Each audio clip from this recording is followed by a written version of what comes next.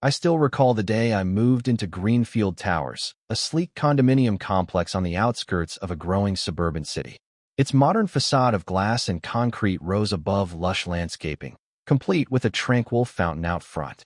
The lobby, sporting polished marble floors and high ceilings, instantly felt upscale. Upon signing the lease for my second-floor unit, I thought I'd found a peaceful haven, somewhere that combined contemporary design with a friendly community spirit. On the day I lugged my last box inside, I took my first walk through the lobby and spotted a detail that made me smile: a sturdy railing fixed along a gentle slope near the main door.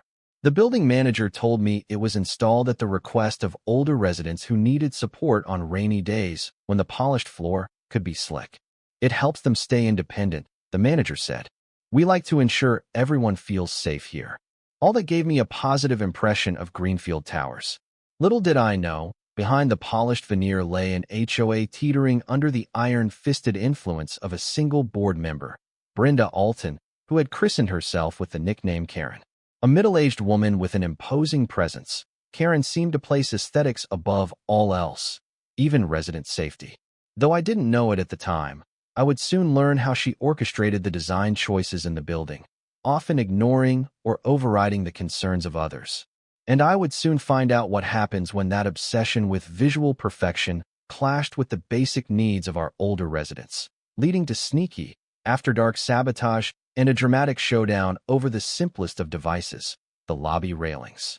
Within a week of moving in, I received a polite but pointed email from the Greenfield Towers Homeowners Association. It welcomed me to the community and introduced the board. The president was a quiet older man named Mr. Franklin. The treasurer was Ms. Delgado, and the community standards officer was Karen. The latter's short bio boasted about her background in interior design and her dedication to maintaining a refined aesthetic in every shared space. Nothing in that description sounded too alarming. I figured she was just another detail-oriented resident who volunteered a lot of time. But the first time I actually saw Karen, storming across the lobby in a crisp beige pantsuit, clipboard under one arm, I understood that she was no mere volunteer. She seemed to relish playing the role of a watchful overseer, scanning every inch of the building for perceived flaws.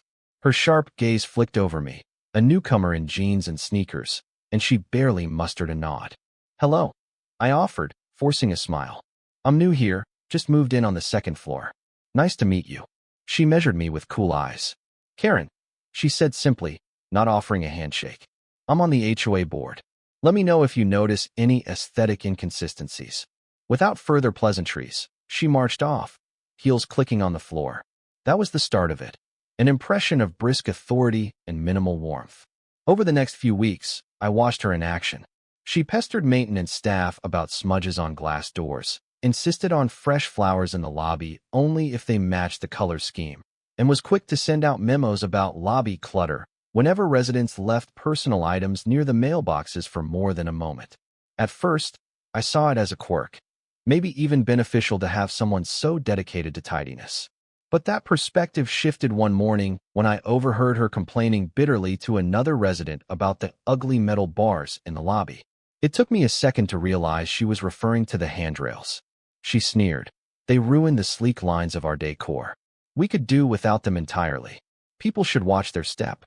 That was my first hint of the conflict to come. As it happened, Greenfield Towers boasted a fairly large population of older residents or those with mobility challenges.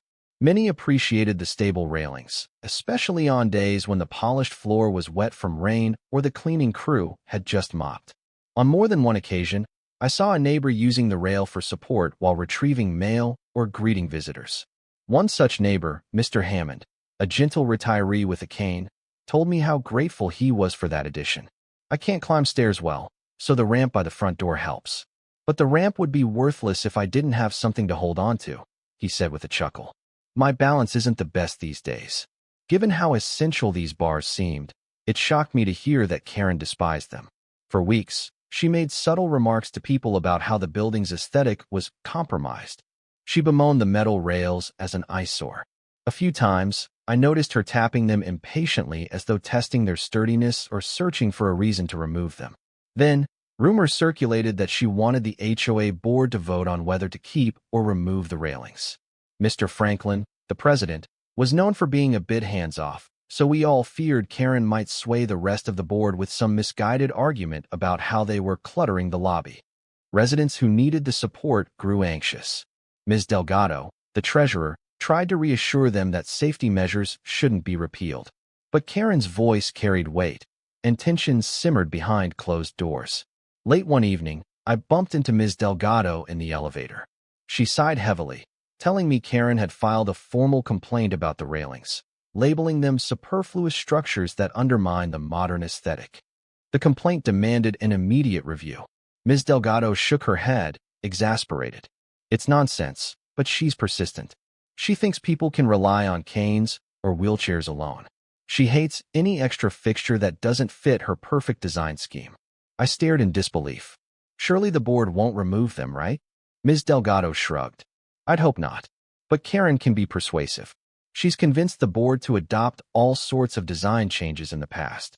People only push back so much, then give in. It was an unsettling realization. A single, particularly loud voice might threaten the well-being of older or disabled neighbors just for the sake of aesthetics. None of us guessed how far Karen was willing to go to achieve her minimalistic vision. But soon, her nighttime sabotage would make that all too clear. The next few days were uneventful. Karen's complaint lingered with the board, but no official vote took place. Everyone assumed it would be discussed at the next monthly HOA meeting. Meanwhile, the railings remained in place, offering their usual support. I started to relax, hoping reason would prevail. Then, one night close to midnight, I returned home late from a friend's gathering. The lobby was nearly empty, the lights dimmed to conserve energy. As I passed the front desk, unmanned at that hour, I noticed a silhouette lurking near the ramp. The figure was crouched, holding something in their hands that glinted under the low light. Curious and slightly wary, I crept closer. My heart leapt when I realized it was Karen. She wore black slacks and a dark jacket, her hair pulled back, as if trying to blend into the shadows. She was fiddling with the bolts on the railing, a small set of tools laid out beside her. The metal screws glimmered faintly as she loosened them one by one. My mind raced. Is she actually removing the railings? The concept was so brazen that I stood frozen, uncertain whether to confront her or fetch help. She continued working silently, her face a mask of determination. One by one, she unhooked segments of the bar from its mounts. This was no casual inspection.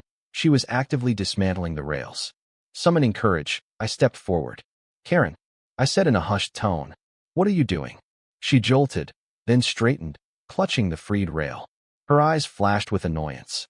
Go back to your apartment, she hissed. You're interfering with official HOA business. I stared, stunned by her audacity. Official business? It's midnight, and you're removing the rails that people need for balance. That can't be authorized. Karen glowered. The board is going to remove them anyway. I'm expediting the process. The longer they stay, the more they ruin the lobby's clean lines. She lifted the metal bar as if to emphasize her point. My stomach churned. But these are essential for older tenants. You're going to put them at risk. Don't you see the potential harm? She scoffed. They can use canes or ask for assistance. We shouldn't degrade our design over a few individuals' personal issues. Anger surged through me. This isn't right. You could cause accidents. People need those rails first thing in the morning, especially if the floor is wet. Karen shrugged, stowing the bar in a large duffel bag at her feet. That's not my concern. Now get out of the way before I file a complaint for harassment. I realized she was beyond reasoning. In her mind, she was doing the building a favor by stealthily removing what she deemed an eyesore. Horrified, I knew I had to do something. But she clearly wasn't stopping. If I physically intervened, things might escalate dangerously. Heart pounding, I backed away, deciding my best move was to inform Ms. Delgado or Mr. Franklin, or maybe even the police, about this blatant sabotage. Karen's glare followed me as I left, the echo of metal clinking in my ears. Fear and rage twisted in my gut. By morning, the entire building might wake to find those railings gone, and older residents left vulnerable. Despite my shock at Karen's behavior, I decided not to confront her alone in the middle of the night. Instead, I hurried upstairs, fumbled for my phone, and tried calling Ms. Delgado. No answer at that late hour. I left a trembling voicemail explaining what I'd seen. Then, Feeling helpless, I stayed awake, tossing and turning, replaying Karen's sneering face in my mind. It felt surreal, like a bizarre dream. But it was all too real. The next morning, I woke early, anxious to see what damage had been done. Rushing downstairs, I stepped into the lobby, and my heart sank. The main railing along the ramp was completely gone. In its place were empty brackets, some partially unscrewed, others missing entirely. The bright morning sun revealed faint scratches on the marble where the rail had once stood. It looked jarringly bare, as though some essential piece of the building had been amputated. A few other residents stood nearby, staring in disbelief. Mr. Hammond, leaning on his cane, shook his head. "What on earth happened here?" he murmured. Another elderly woman, Ms. Powell, tentatively stepped forward, nearly losing her balance on the slope before a younger neighbor caught her arm. The expressions around me ranged from confusion to anger. I explained quietly what I'd witnessed. Karen removing the rails under cover of darkness. Gasps and muttered curses spread through the small crowd. Ms. Powell's eyes widened. "She took them? She can't do that. It's essential for safety." By then, building staff had arrived on the scene. The front desk attendant, equally stunned, radioed maintenance. Word spread quickly. People started flooding the lobby, some still in pajamas, outraged at the sabotage. A flurry of calls and text messages lit up phones, with multiple neighbors contacting Ms. Delgado, Mr. Franklin, or each other. Within minutes, a crowd formed, demanding answers. Karen, however, was nowhere in sight. She'd presumably gone back to her unit, content with her night's work. The tension felt palpable. Seniors wobbled on the slope or clutched each other for support. Younger residents fumed that someone could be so heartless. Soon, Ms. Delgado and Mr. Franklin arrived, the latter looking frazzled. They apologized profusely for the situation, though they themselves seemed stunned. Ms. Delgado gave me a sympathetic nod. She must have heard my frantic voicemail. I recounted the story again, explaining how I caught Karen in the act. The crowd's outrage mounted. Mr. Hammond looked near tears, lamenting how precarious it was for him to retrieve his mail without the rail. At that point, we realized that the smaller second railing near the far entrance was also partially undone, though not fully removed. Karen had apparently run out of time or faced my interruption. The brackets had been loosened. Maintenance staff quickly taped off that area to prevent someone from leaning on it and falling. It was a scene of chaos and anger. The entire building braced for a standoff with Karen, who, shockingly, hadn't surfaced to defend her actions. But the day was far from over, and the question loomed. Would the HOA board hold her accountable, or would she once again manipulate them into accepting her radical changes? By midday, the lobby was abuzz with discussion. Over the clamor, Ms. Delgado stood on a small step near the front desk, calling for calm. "We're going to address this immediately," she promised. "The board has not authorized removal of any safety equipment. We'll do everything in our power to restore them at once." Mr. Franklin, less assertive than Ms. Delgado, still nodded agreement. He admitted he had no idea Karen planned such a drastic measure. She mentioned wanting them removed, but we never voted. "This is entirely unauthorized," he said, looking visibly stressed. Mr. Hammond and other elderly residents demanded immediate reinstatement of the rails. They insisted on a formal complaint against Karen. "This is reckless endangerment," Ms. Powell exclaimed, voice trembling. "We nearly slipped. If we sue, we have every right." Their anger was justified. Others in the crowd chimed in, saying they felt unsafe. If Karen could remove handrails in the dead of night, what else might she do next? The building staff tried to assure everyone they'd replace the rails as soon as possible, but apparently the original units were missing. Karen must have taken them off-site.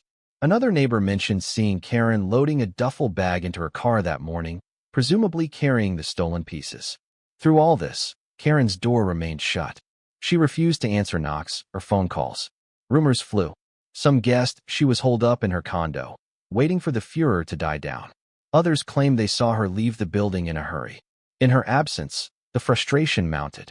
People demanded the board call an emergency session and potentially expel Karen from her position. By late afternoon, Ms. Delgado confirmed they'd scheduled an emergency board meeting for that evening, encouraging residents to attend. The maintenance crew, meanwhile, was scrambling to find spare rails or at least put up a temporary solution so seniors wouldn't be at risk. Tension simmered, with many hoping Karen would show up and face the backlash. That evening, the community room on the ground floor was packed. It usually hosted small gatherings or HOA socials, but now it overflowed with anxious residents.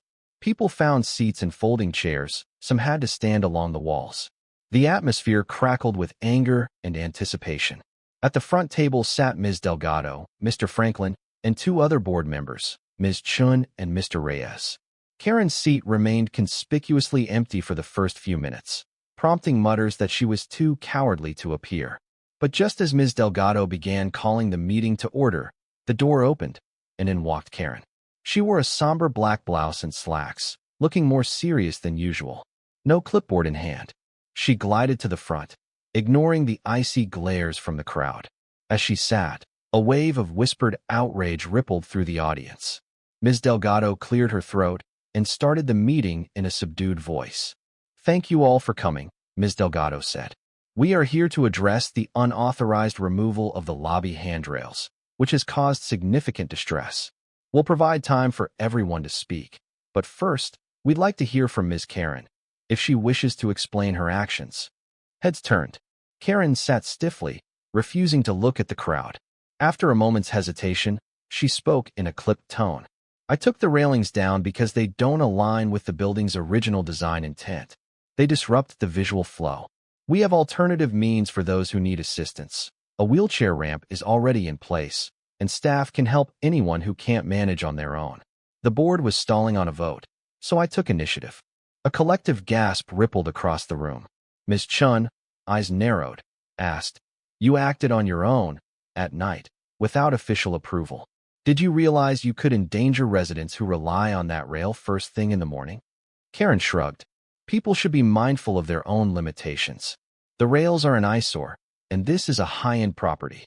We shouldn't compromise aesthetic standards." The audience erupted in protest. Seniors shouted about nearly falling.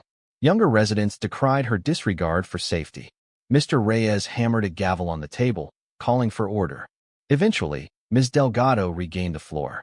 "You can't simply remove essential safety features.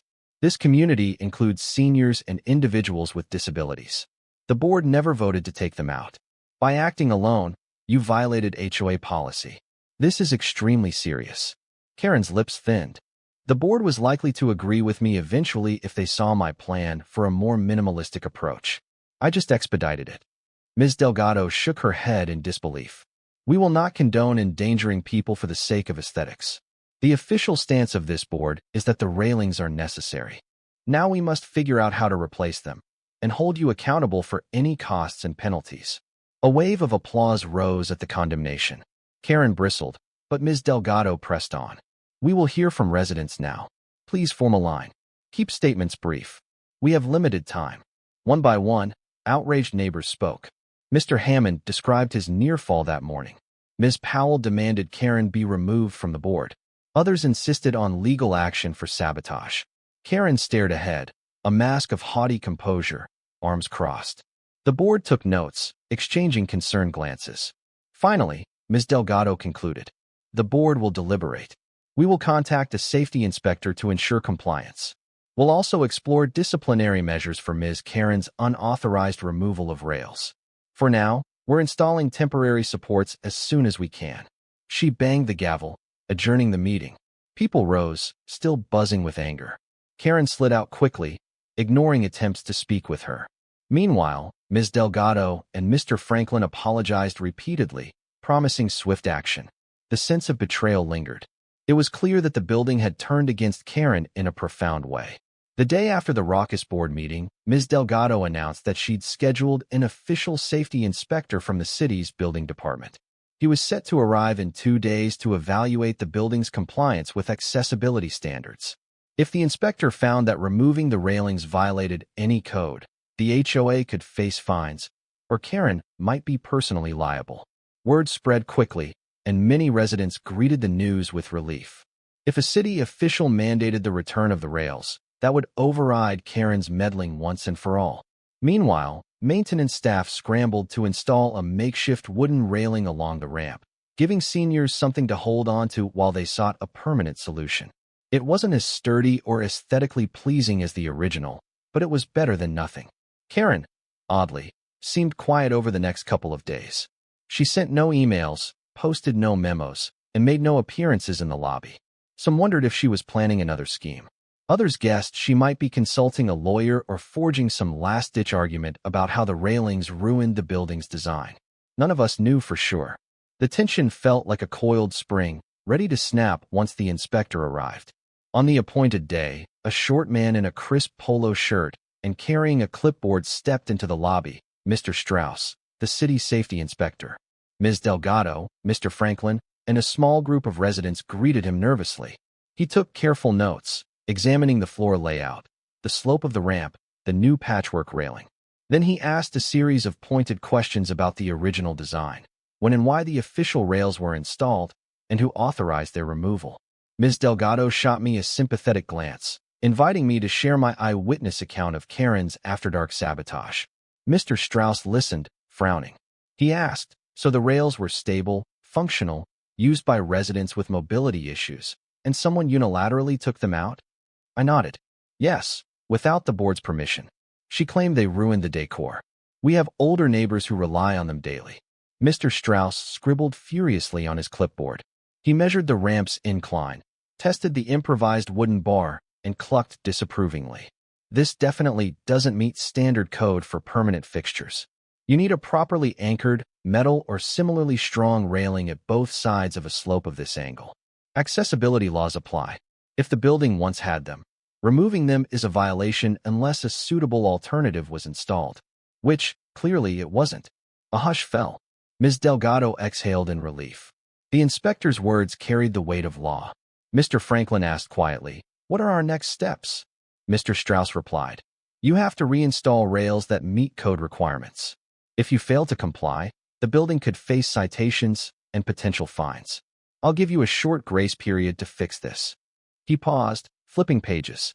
As for whoever removed them, that's an internal matter, but it caused a breach of code.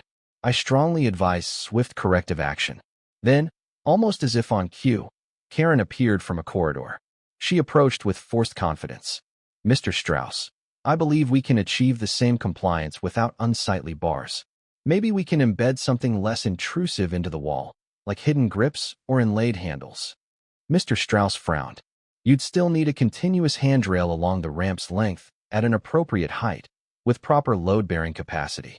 Purely decorative solutions might not pass code. Why was the original rail removed in the first place?" Karen stiffened. "It was an experiment in minimalist design. We want a more elegant environment."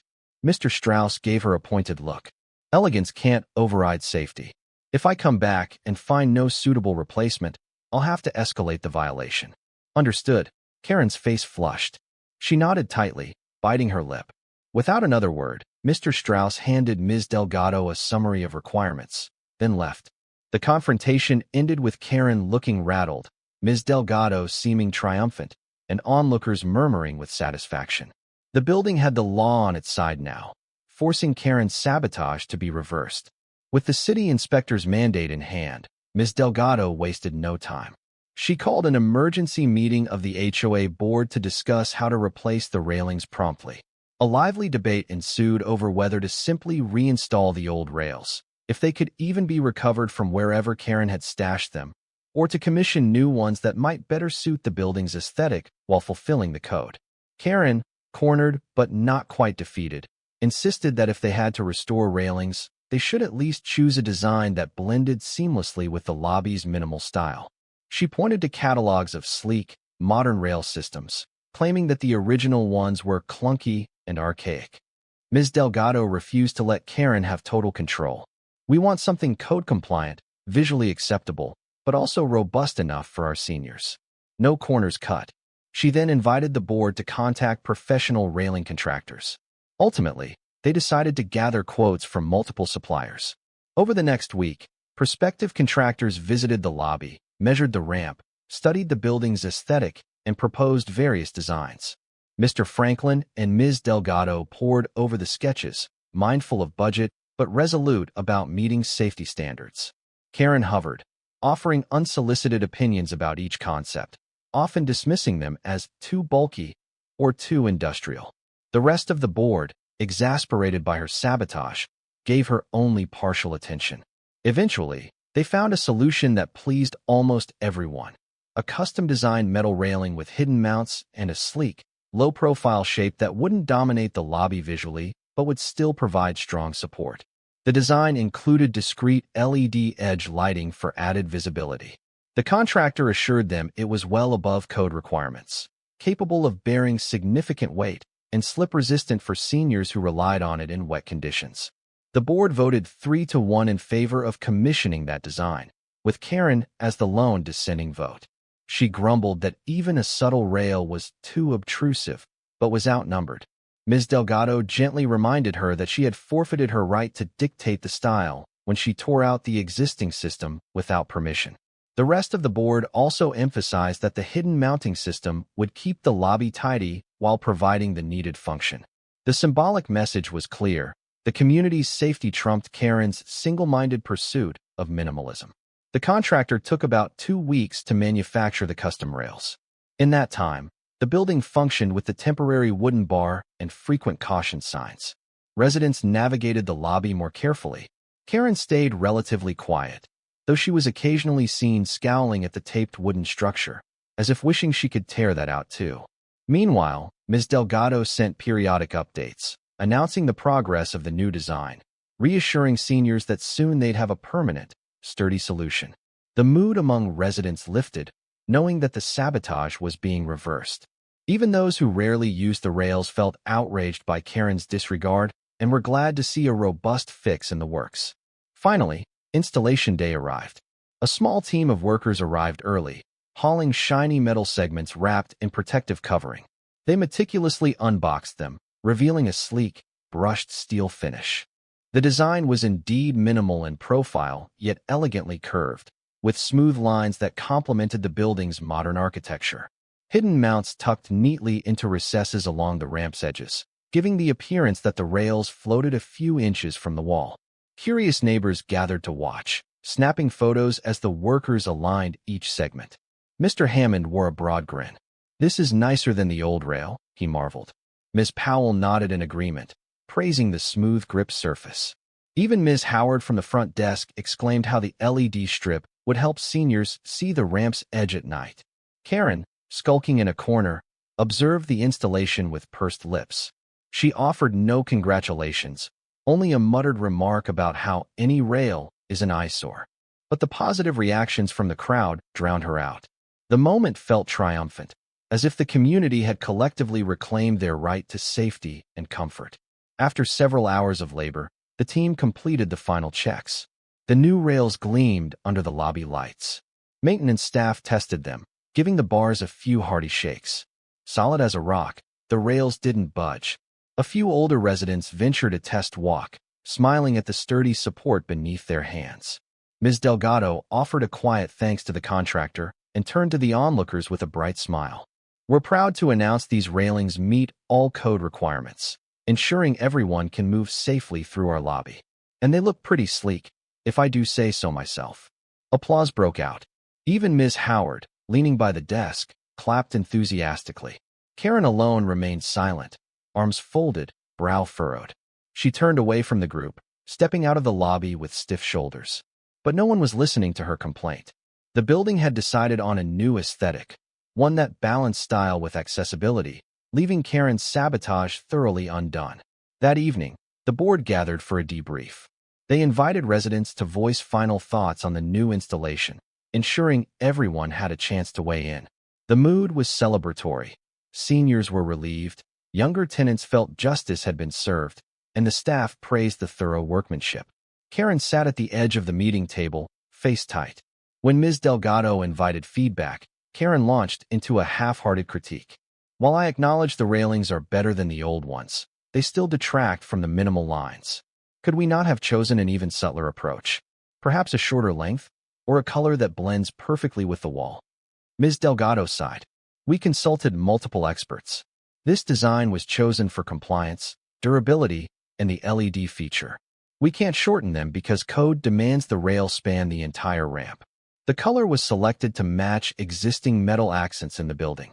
Furthermore, the hidden mounts address your earlier aesthetic concerns. Karen opened her mouth to retort, but Mr. Franklin quietly interjected. Let's remember that your unilateral removal of the previous rails forced us into an expensive emergency fix. We spent additional HOA funds on custom pieces. It's only fair we finalize a design that meets safety standards thoroughly, so we don't repeat this fiasco. Nods of agreement circled the room. A slight flush tinted Karen's cheeks.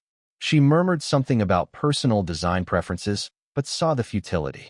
The board had spoken. The new rails were there to stay, and any further pushback from her would only deepen the rift she'd created. A few residents demanded that Karen reimburse the HOA for the unexpected expense. Ms. Powell declared, if she hadn't ripped out the old rails, we could have waited for a calmer discussion or a planned upgrade. Now we're paying for a whole new system. Karen bristled. I refuse to pay for something I never wanted in the first place. Ms. Delgado and Mr. Franklin exchanged glances. They acknowledged the matter needed legal clarification. For now, they tabled the question of financial responsibility, promising to consult the HOA's legal counsel. Nevertheless, Karen's standing in the community had plummeted.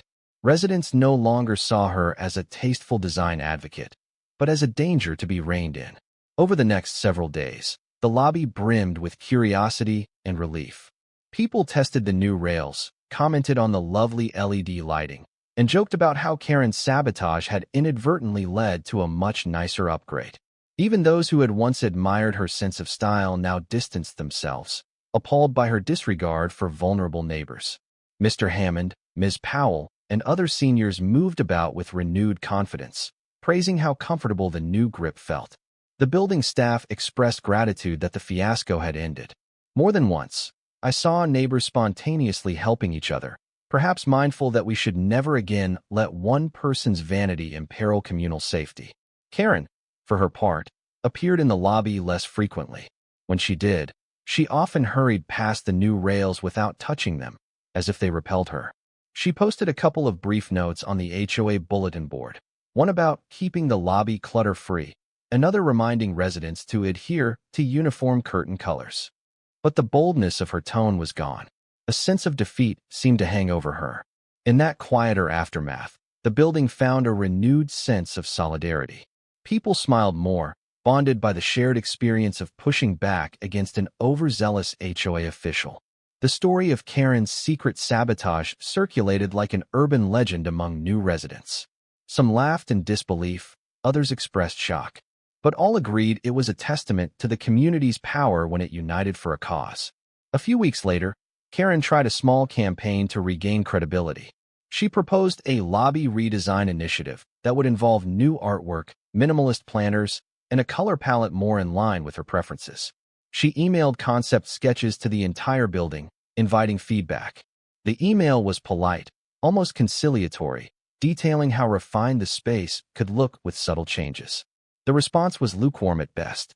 Many residents either ignored it or responded with pointed questions about costs, necessity, or the risk of further disruptions. Some openly scoffed. Is this another step to remove safety features? Others politely said they'd prefer to keep the lobby as is, especially after the recent ordeal. Karen tried pushing the initiative at the next board meeting, urging a budget for aesthetic improvements. This time, Ms. Delgado and other members balked. We just spent a large sum on the new railings, Ms. Delgado said. The residents need stability now, not more changes. Mr. Franklin nodded, adding that the building's budget was tight for the quarter. Karen's frustration flared. If we let the design stagnate, the property value might drop. We should keep up with modern trends. But the board was unmoved. The fiasco had eroded her influence, making her grand plans seem suspect. In the end, the board voted to postpone any major lobby alterations until at least the next fiscal year, citing the community's desire for rest and continuity. Karen's face reddened, but she couldn't gather enough support to fight the unanimous decision. Dejected, she left the meeting swiftly, passing the new railings that stood as a silent reminder of her defeat. As time passed, an undercurrent of resentment persisted among many residents, particularly those who had felt personally endangered by Karen's sabotage. Some began whispering about a possible recall vote to remove her from the HOA board. Our bylaws allowed such a process if a significant number of residents petitioned for it. Talk of a recall gained momentum when it became clear that Karen showed no genuine remorse. She hadn't apologized for the night she dismantled the railings, beyond a half-hearted statement about overstepping. Many demanded accountability. Ms. Powell circulated an informal questionnaire, asking if residents supported a recall. Over half of those polled said yes. Yet there was caution too. A recall might be messy, divisive, and could drag on. Ms. Delgado privately confided in me. We need a strong case to remove an elected board member. She's up for re-election in under a year anyway. We might just vote her out then. But some older residents insisted they couldn't wait that long. She's dangerous, Mr. Hammond said. If she's capable of that stunt once, who knows what else she might do? It was a valid point. Although Karen had quieted down, no one forgot how she'd brazenly uninstalled safety features. The mental image of her creeping around at night with tools haunted people's trust. So the recall effort advanced. Ms. Delgado, while not officially leading it, refused to discourage it either. A petition formed, gaining signatures daily. The rumor mill churned about how Karen would react if the recall triggered a formal vote. Would she fight tooth and nail, or resign quietly? No one could predict. All we knew was that the building had changed. People no longer cowered beneath her demands or accepted her design edicts without question. The fiasco had awakened a stronger sense of resident empowerment. As the recall talk intensified, Karen made a last-ditch effort to salvage her position. She claimed she'd negotiated a sponsor from a local interior design firm willing to donate a fancy sculpture for the lobby, provided the building recognized the firm's brand. She tried to spin it as a philanthropic gesture, hoping to curry favor. It would elevate our space with no cost to residents, she boasted. Think of it as a gift. At a board meeting, she presented glossy images of a tall, abstract piece in brushed metal. She extolled its synergy with the new railings. Ms. Delgado asked pointedly, "Does this sponsor expect any changes to the railings or the lobby structure to accommodate the sculpture?" Karen hesitated, then admitted it would require a small reconfiguration of the seating area, perhaps removing a few chairs. Residents, especially older ones, were wary. "Those chairs matter to those who need a rest," Ms. Powell interjected. "We rely on them while waiting for rides or catching our breath after walking in." Karen dismissed that concern with a wave. "We can place a smaller bench. The sculpture is a statement piece. Everyone will love it once it's here." The board looked unconvinced. They recognized the pattern. Karen pushing aesthetic statements at the expense of practical comfort. Ms. Delgado asked the room if anyone wanted it. Only a few shrugs met the question. No one displayed genuine enthusiasm. In the end, the board voted 3-1 against accepting the sculpture donation, citing limited space and no community demand. Karen fumed. She accused them of squandering a valuable opportunity. But Ms. Delgado calmly reminded her that residents were predominantly concerned with function and comfort over decorative showpieces. After that setback, Karen seemed to realize she had lost her power to sway the building. Her final gambit had failed. The recall threat loomed, and she had no new allies stepping forward. People whispered that if the recall petition reached enough signatures, the board would be forced to hold a special election, likely ousting her from the seat she once dominated. Then, an unexpected development. The recall petition soared past the required threshold. Ms. Delgado prepared to schedule the formal recall vote. But the day before she planned to announce it, Karen sent out a terse email to the board and the entire building. Subject: Notice of Resignation. Dear Greenfield Towers residents, effective immediately, I am stepping down from my position on the HOA board. I have chosen to pursue other endeavors and no longer wish to engage in board responsibilities. I trust the remaining members will continue to uphold our community's standards. Sincerely, Karen. The abrupt tone stunned everyone. She'd spent months fighting to reshape the building's design, going so far as to remove safety features behind the board's back, and now, she was bowing out with minimal explanation. Some guessed she realized the recall was inevitable, so she saved herself the public humiliation. Others suspected she might have personal reasons. Whatever the motive, her exit was swift and anticlimactic. Residents celebrated quietly. "Good riddance," Ms. Powell muttered. "Now we can finally breathe." Ms. Delgado assured folks that a special election would fill the vacancy soon. But in the meantime, the board could function without Karen's disruptions. The new rails remained unchallenged, the building's unity remained intact, and Ms. Delgado promised to keep championing practical improvements that served everyone. Karen was seldom seen after that. A for sale sign appeared in front of her condo unit within weeks. Rumor had it she planned to move to a more exclusive complex, perhaps one where she could impose her aesthetic tastes with fewer objections. A wave of relief washed over Greenfield Towers. The sabotage saga was finally nearing its end. With Karen's departure, the environment at Greenfield Towers improved markedly. The tension that once hovered in the lobby dissipated. Residents no longer feared random design-related crackdowns. Ms. Delgado and the board, free from Karen's meddling, turned their attention to practical matters like upgrading lighting in common areas, scheduling a volunteer day to plant new flowers around the fountain, and ensuring the building's service elevator ran smoothly. Meanwhile, the new rails remained a point of pride. Neighbors often complimented the subtle LED strips at dusk, praising how it not only looked modern, but also guided those with poor eyesight. Mr. Hammond joked that Karen did them a favor by forcing an upgrade, though he certainly wouldn't credit her personally. If not for her sabotage, we might still have the old ones. But these are so much better, he chuckled, tapping the rail with affection. Another unexpected benefit was a stronger sense of community activism. People who once passively accepted the HOA's decisions began attending meetings more regularly, voicing opinions on everything from lobby decor to landscaping. The fiasco taught them that one strong-willed person could do harm if left unchecked, so it was up to each resident to stay engaged. Ms. Delgado applauded this shift, noting that democracy in the building was finally alive and well. In short, the sabotage that threatened resident safety ended up galvanizing the community to stand up for itself. Even Ms. Howard, the front desk attendant who once quietly tolerated Karen's demands, said she felt a newfound pride in Greenfield Towers. "We've grown closer because of that fiasco," she told me one morning. "People talk more, share concerns, help each other. It's a silver lining from a messy situation." A crisp autumn morning arrived when a moving truck parked in front of the building. Rumors spread that Karen was finally vacating her condo. People peered from windows or strolled by curiously, glimpsing box after box carried out by a pair of movers.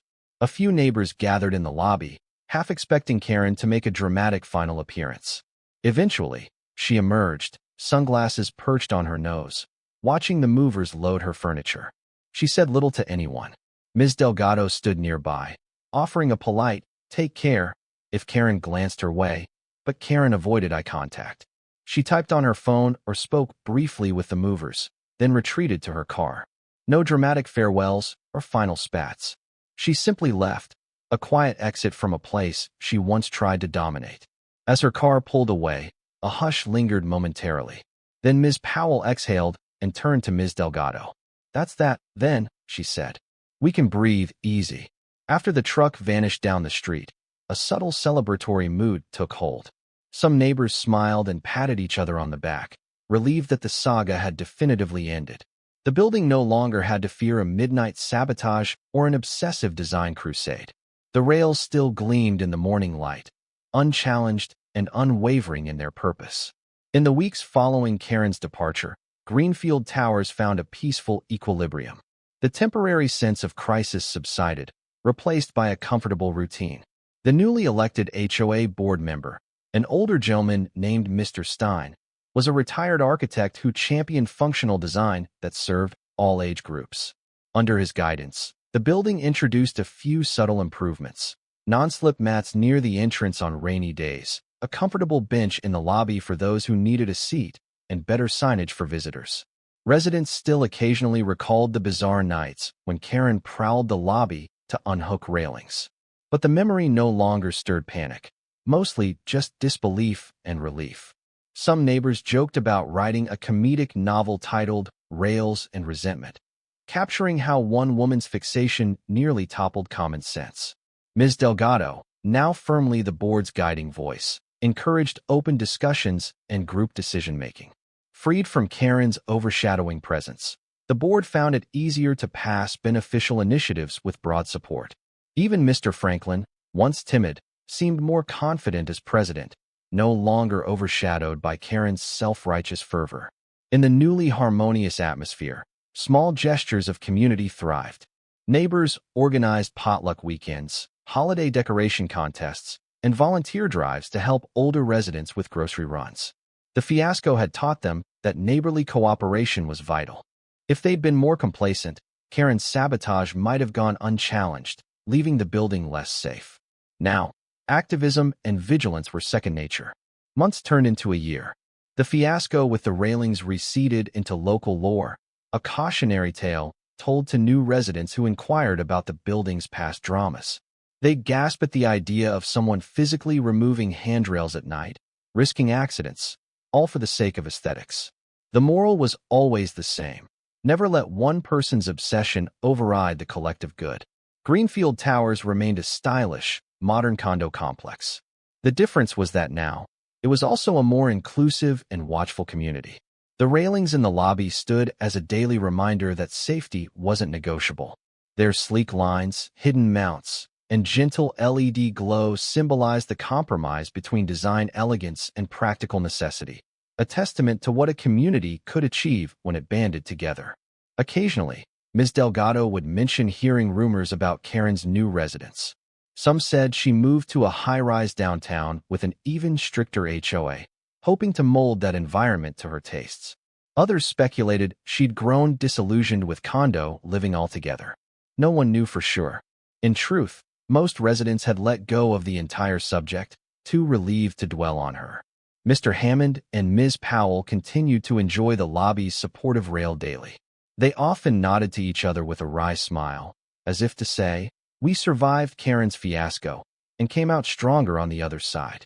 And in a small but telling gesture, the building's management replaced the once sterile artwork in the lobby with something friendlier and more inclusive, a series of cheerful paintings donated by local artists. It resonated with the new spirit of Greenfield Towers, designed that welcomed everyone, not just the few with a narrow view of perfection. In the end, the sabotage that threatened to tear the community apart instead unified it. Through adversity, residents learned that their voices mattered and that together they could thwart even the most audacious overreach.